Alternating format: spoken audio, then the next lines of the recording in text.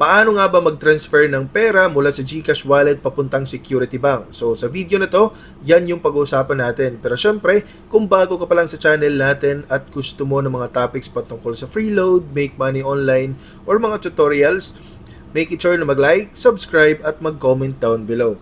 So ayun ang mga idol, yung first step na gagawin natin is i-update nyo muna yung GCash mobile application po natin. So kung gumagamit ka po ng Android, pumunta ka lang sa Play Store at i-search mo yung GCash.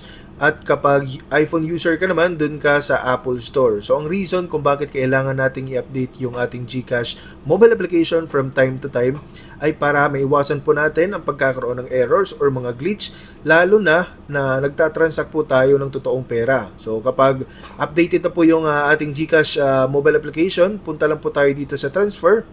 Piliin po natin tong local.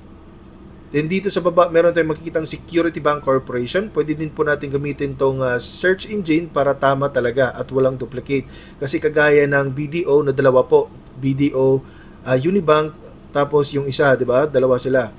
So makikita natin dito, nag-iisa lang si Security Bank. So piliin lang po natin si Security Bank.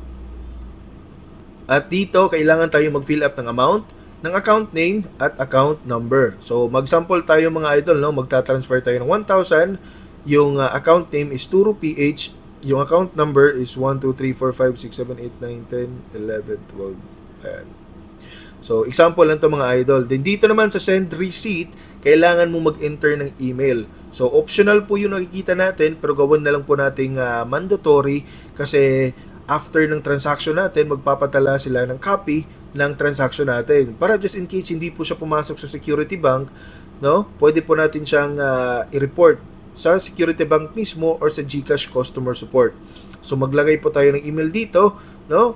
And pindutin lang po natin tong send money and double check nyo po yung transaction po natin, no? Lalo na itong account number kasi ito po yung pinaka-importante. Take note din po na meron pong additional fee na 15 pesos si GCash as convenience fee.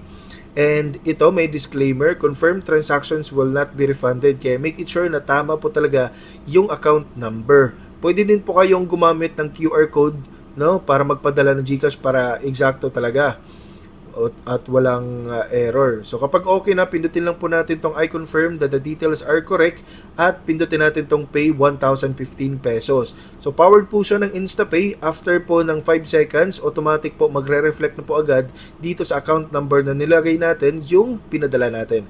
So I hope na nakatulong tong video na to. Kung may mga katanungan ka, make it sure na mag-comment down below.